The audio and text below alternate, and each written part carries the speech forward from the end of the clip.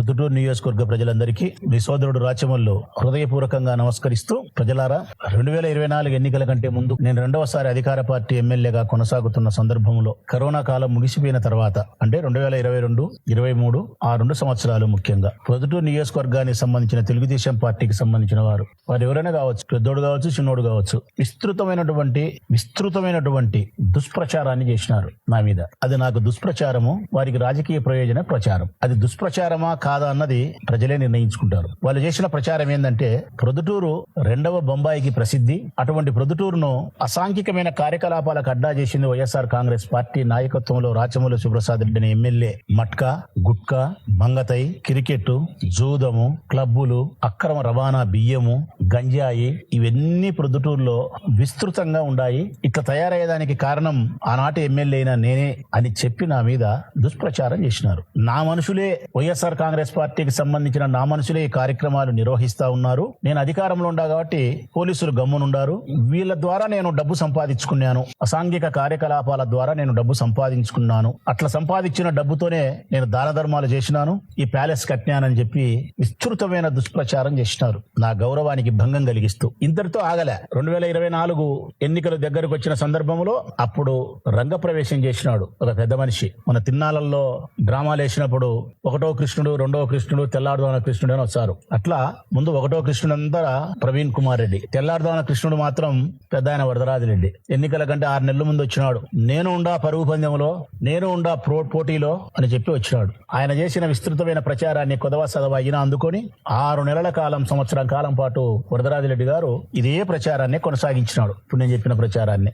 ఇంతటితో ఆగలే. తెలుగుదేశం పార్టీ అభ్యర్థిగా నాకు మీరు ఓటేసి నన్ను గెలిపిస్తే ఈ ప్రొద్దుటూరు నియోజకవర్గంలో అసాంఘిక కార్యకలాపాలు అనేవి లేకుండా రూపు మాపుతా, ఉక్కు పాదం మోపుతా. నేను ఏం పాదం? ఉక్కు పాదం మోపుతా. ఈ పొద్దుటూరులో మట్కా లేకుండా చేస్తా, గుట్కా లేకుండా చేస్తా, మంగతయ్య లేకుండా చేస్తా, జూదం అనేదే లేకుండా చేస్తా, క్రికెట్ బెట్టింగ్ లేకుండా చేస్తా, బియ్యం అక్రమ రవాణా లేకుండా చేస్తా, గంజాయి అమ్మనీయకుండా చేస్తా అని పెద్ద మనిషి చాలా పెద్దగా చెప్పినాడు మాటలు. ఎన్నికలు వచ్చినాయి. వాళ్ళు చేసిన విస్తృతమైన చెడు ప్రచారం వలన నేను న్యాయపరంగా వ్యాపారం చేసి డబ్బు సంపాదించి, నా హృదయం విశాలం కాబట్టి జాలి కరుణ దయగలిగిన మనిషిగా నేను నా దగ్గరకు వచ్చిన ప్రతి మనిషికి నేను లక్షల రూపాయలు సహాయం చేస్తే, నేను చేసిన సహాయానికి వాళ్ళు చేసిన దుష్ప్రచారానికి సింక్ అయింది. ఇంత మంచి మనస్సు కలిగిన వాడు మా ఎమ్మెల్యే కాబట్టే ఒక ఆడపిల్లను రష్యాలో పెట్టి 50 లక్షలు పెట్టి చదివిస్తానాడని చెప్పి 70 మంది అనుకుంటే, మరొక 30 మంది ఎంత లేని ఇంత డబ్బు ఇవ్వగలుగుతాడు సంపాదించకపోతే అని చెప్పి 30 మందిని నమ్మించగలిగినారు ఈ పెద్ద మనుషులు, ఈ చిన్న మనుషులు. సమాజం అట్లాడిది. అది నా దురదృష్టం. మంచిదే, ఎన్నికలు వచ్చినాయి. 130 మందిని మీరు నమ్మించగలిగినారు, 70 మందిని నమ్మించలేకపోయినారు. 36 అబద్ధాలు చెప్పినారు చంద్రబాబు నాయుడు. ఈవీఎం మిషన్లు మోసం అన్ని కలిపి మీరు గెలిచినారు. 20 నెలల కాలమైంది. ప్రజలారా, నేను ఆ పెద్ద మనుషులను కూడా అడగాలని నా ఉద్దేశం కాదు. ఈ నమ్మిన 30 మందికైనా చెప్పాలని నా ఉద్దేశం. గతంలో నమ్మిన 30 మందికైనా చెప్పాలని నా ఉద్దేశం. ఈ ఊరి ప్రజల ద్వారా తెలుగుదేశం పార్టీని ప్రశ్నించాలని నా ఉద్దేశం, మీ ప్రయోజనాల కోసం. 20 నెలలైంది మీరు అధికారంలోకి వచ్చి. నేను అడుగుతా ఉన్నా ప్రొద్దుటూరు పట్టణ ప్రజల వైపు నుంచి, నంద్యాల వరదరాజిరెడ్డి గారిని అడుగుతా ఉన్నా, అధికారంలో ఉండారు మీరు పెద్ద ఆయన, నీ చేతికి అధికారం వస్తే ఉక్కు పాదం మోపి అసాంఘిక కార్యకలాపాలను రూపు మాపుతా అని చెప్పినారు మీరు. నేను అడుగుతా ఉన్నా ఇప్పుడు నెమ్మదిగా, మట్కా లేదా ఈ ఊర్లో? మట్కా లేదా ప్రజలారా? ఒకవేళ మట్కా లేదు అంటే గన ఈ రోజు ఏం నెంబర్ వచ్చిందో చెప్తా నేను. లేదు ప్రతిరోజు ఏ నెంబర్ వచ్చిందో చెప్పమంటే పోలీసు వాళ్ళకి చెప్తా నేను. ఒకవేళ ఇది కూడా మీకు రుచించకపోతే పోలీసు వాళ్ళకు, వరదరాజిరెడ్డి గారికి ఈ ఊర్లో మటకా కంపెనీలు ఎవరెవరు పెట్టారో చెప్తా. మటకా బీటర్ ఏముంది, వదిలేద్దాం. చిన్నోళ్ళు పాపం బతుకు తెరువు కోసం కూలికి 200-300కు బీటర్ పని చేస్తుంటారు. మటకా కంపెనీ పెట్టినోడు అసలే అంటాడు. మట్కా కంపెనీ ఎవడు పెట్టినాడో చెప్తా నేను. ఇంతకుముందు ఒకసారి చెప్పినా మళ్ళా చెప్పమంటే చెప్తా. మరి మట్కా లేకుండా చేసినావా వరదరాజిరెడ్డి గారు? మరి ఇప్పుడు ఈ మట్కా కంపెనీల దగ్గర నుంచి ఎన్ని లక్షలు నీ కుమారునికి ప్రతి నెలా వస్తున్నాయి? పోనీ ఈ మట్కా అనేది ఎప్పుడు వచ్చిందని ఒకసారి ఆలోచన చేస్తే ప్రజలారా, పెద్ద ఆయన అంటే పనికిమాలి విమర్శలు చేసినాడు. నేను చెప్తున్నప్పుడు వచ్చింది మట్కా.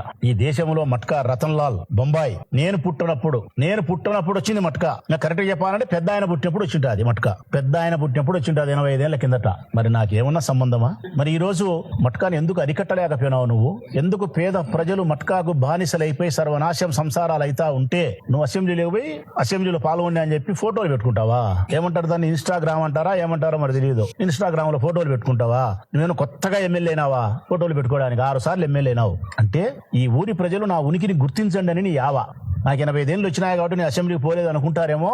ముసలోడైనా బసిరెడ్డే మేలు, నేను పోగలుగుతానా చూడు, వీలుంటే ఇంకొకసారి ఓటు నాకు వేయండి అని చెప్పి అడగడం కోసం ఇదే కదా పెద్ద ఆయన నీ యావ. ఉంటే ఉన్నీలే నాకు మంచిదే. 85 ఏళ్ల వయసులో కూడా 25 ఏళ్ల యువకుని మాదిరి నువ్వు ఉండాలనుకుంటే సంతోషము. నువ్వు నా ఆయుష్ పోసుకొని కూడా నువ్వు 100 సంవత్సరాలు జీవించాలని పరమేశ్వరుని ప్రార్థిస్తానా. నువ్వు మట్కా అరికట్టు. పోని గుట్కా ప్యాకెట్లు ఊర్లో లేవా? నన్ను అన్నారు మీరు. ఈ 20 నెలల కాలంలో ప్రొద్దుటూరులో గుట్కా అమ్మడం లేదా? నేను విలేకరులు కూడా అడుగుతా ఉన్నా. ఆ పొద్దు మీరు నన్ను మాట్లాడింది ఏం మాట్లాడినారు? ఆ పెద్దోడు చిన్నోడు గుట్కా ప్యాకెట్ లేను కొనకచ్చి ఇట్లా చేతిలో పోసి ఇట్లా నలిపి అట్ట నలిపేది, ఇట్లా నలిపి అట్ట వేసుకొని పెదవ కింద పెట్టుకొని ప్రజలకు నేను తినిపించినా అన్నట్టు చెప్తారా మీరు? సిగ్గుందా మీకు రొంతన్నా? మరి ఈ పొద్దు ఆ గుట్కా ప్యాకెట్ పొద్దుటూరులో ఉండాయా లేవా? మరి ఉంటే ఎందుకు నువ్వు నియంత్రించలేకుండావు? ఏమైనారు నీ పోలీసులు? ఏమైనారు నీ ప్రభుత్వ అధికారులు? ఏమైంది నీ అధికారం? మరి ఈ గుట్కా ప్యాకెట్లను అంగళ్ళ ద్వారా చిల్లరంగళ్ళ ద్వారా అమ్మేటప్పుడు ఆ చిల్లరంగళ్ళ ద్వారా నుంచి నీ కుమారునికి నెలసరి వచ్చే మామూలు ఎంత నీ నెలసరి మామూలు ఇక మంగతాయి. ఎక్కడ చూసినా ప్రొద్దుటూరులో జూదము విచ్చలవిడి అని చెప్పినారు ఆ రోజు. ఈ రోజు నేను అడుగుతా ఉన్నా, కనీసం మా పార్టీ అధికారంలో ఉన్నప్పుడు మా జగన్మోహన్ రెడ్డి పుణ్యాన జార్జి క్లబ్ మూతేసినాం, సుందరాచార్యుల క్లబ్ మూతేసినాం. ఇక్కడ మొదలు పెడితే ఇచ్చాపురం వరకు ఎక్కడే గాని లైసెన్స్డ్ క్లబ్ లేదు. ప్రజలారా, ముఖ్యంగా మహిళలారా, అది మా జగన్మోహన్ రెడ్డి గారి గొప్పతనం. మరి ఈ రోజు జార్జి క్లబ్ లో రోజు ఇసుపెటాకులు ఆడుతున్నారు. రోజు మొన్న ఒకసారి ఏదో పోలీసు వాళ్ళు పోయి రైడ్ చేసి పట్టుకున్నారంటే నేను ఆ రోజు గొప్పగా కితాబ్ ఇచ్చిన పోలీసు వాళ్ళకు. పర్వాలేబ్బా, కనీసం 19 నెలల తర్వాత అయినా మా పొద్దుటూరు పోలీసు వాళ్ళకు కనువిప్పు కలిగింది, జార్జి క్లబ్ మూతేసినారు అని చెప్పినా. మళ్ళీ 4 రోజులకేనంట, 4 రోజులు. వరదరాజరెడ్డి మేనల్లుడు మార్తల సుధాకర్ రెడ్డి పీపీ గారు, ఆయన క్లబ్ మెంబరు, ప్రెసిడెంటో పాడో. ఆయన పీపీ కాబట్టి వరదాడి అల్లుడు కాబట్టి పోలీసు వాళ్ళతోనూ మాట్లాడి సీఐలతోనూ మాట్లాడి ఏదో మా వాళ్ళు చిన్న ఆట ఆడతారు పెద్ద ఆట ఆడతారు అని చెప్పి మళ్ళీ స్టార్ట్ చేసినారు. ఆడడం లేదా జార్జి క్లబ్ లో? నేను అడుగుతా ఉన్నా వరదరాజరెడ్డి గారిని, పోలీసు వాళ్ళను, జార్జి క్లబ్ లో మేమున్నప్పుడు జూదం ఆడకుండా పోవడానికి కారణం మేము పోలీసులకు స్వేచ్ఛనిచ్చి వద్దని చెప్పినాం కాబట్టి. మరి ఆ పొద్దు ఆడడానికి వాళ్ళకి ఏదైనా అవకాశం చట్టం ఉంటే, అంతమంది లాయర్లు ఉండేవాళ్ళు, అంతమంది పెద్ద మనుషులు ఉండేవాళ్ళు జూదం ఆడరా? చట్ట ప్రకారం వాళ్ళకు ప్రొవిజన్ ఉంటే. మరి మా ప్రభుత్వంలో జూదం జార్జి క్లబ్ లో ఆడనప్పుడు చట్ట ప్రకారం ఆడే అర్హత లేదని మరి మీ ప్రభుత్వంలో ఏ విధంగా ఆడతారు? వారం కిందట మీరు ఎందుకు పట్టుకొని కేసు పెట్టినారు? వారం తర్వాత మళ్ళీ జూదం ఎందుకు ఆడుతున్నారు? నీ మనుషులు వచ్చి, నీ బంధువులు వచ్చి జార్జి క్లబ్ లో ఇసుపెటాకులు ఆడుకుంటామంటే జమలమడుగులు ఆడుతున్నారు, ఇంకో చోట ఆడుతున్నారు. పొద్దుటూరులో ఆడుకుంటే ఏం తప్పు ఉంది? పొద్దుటూరులో కూడా ఆడుకుంటారని మీరు ఎస్పీతో మాట్లాడతారా? అంత ముందుండే ఎస్పీతో. మంగతాయి ఆడడం లేదా ఈ పొద్దుటూరులో? నేను అడుగుతా ఉన్నా వరదరాజరెడ్డి గారిని, ఎక్కడ ఆడుతున్నారో చెప్పమంటే పోలీసులకు నేను బహిరంగంగా చెప్తా. ఏ అపార్ట్మెంట్ లో ఆడుతున్నారో చెప్తా, ఏ పెద్ద మనుషుల సమక్షంలో జూదం ఆడుతున్నారో చెప్తా, ఎవరు మేజులు ఎత్తుకుంటున్నారో చెప్తా, వరదరాజరెడ్డి కుమారుని కొండారెడ్డికి ఎంత బాగా ఇస్తున్నారో నేను చెప్పగలుగుతా. మంగతాయి బ్రహ్మాండంగా జరుగుతుంది, రమ్మి బ్రహ్మాండంగా జరుగుతుంది. బహిరంగంగా జార్జి క్లబ్ లోనే ఇసుపెటాకులు ఆడుతున్నారు. మొన్న మూతేపిచ్చిన పోలీసు అధికారులు ఈ బుద్ధెందుకు జార్జి క్లబ్ లో ఆడడానికి అనుమతి ఇచ్చినారు? నాడు లేని చట్టం నేడు చట్టం ఉందా?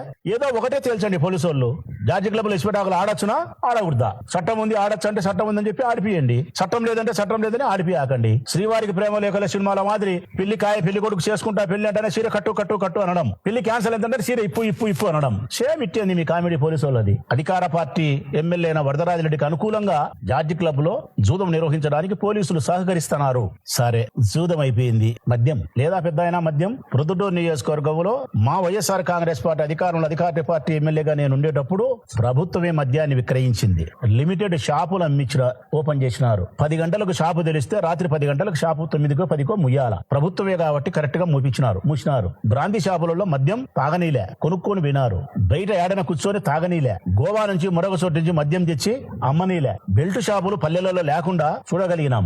ఎంఆర్పి ధరల ప్రకారం మద్యం అమ్మినాం. కానీ మేము చెడ్డోళ్ళం, మా మీద దుష్ప్రచారం చేసినారు. ఈ బుద్ధు బ్రాంతి షాపులు మీ ప్రభుత్వం వచ్చిన తర్వాత ప్రైవేటు వ్యక్తుల చేతుల్లో పెడితే ఆ ప్రైవేటు వ్యక్తులందరూ తెలుగుదేశం పార్టీకి సంబంధించిన నాయకులే బ్రాంతి షాపులు తీసుకుంటే 24 గంటలు మద్యం అమ్ముతున్నారు ప్రొద్దుటూరులో. 24 గంటలు వరదరాజరెడ్డి గారు 24 గంటలు ప్రజలు అడిగితే ప్రజలు చెప్తారు. Shop 24 hours. శివాలయం రాత్రి 8 గంటలకు మూస్తారు. కన్యకా పరమేశ్వరి గుడి రాత్రి 7:30కు మూస్తారు. రామేశ్వరంలో రామలింగేశ్వర స్వామి దేవస్థానం 8 గంటలకు మూస్తారు.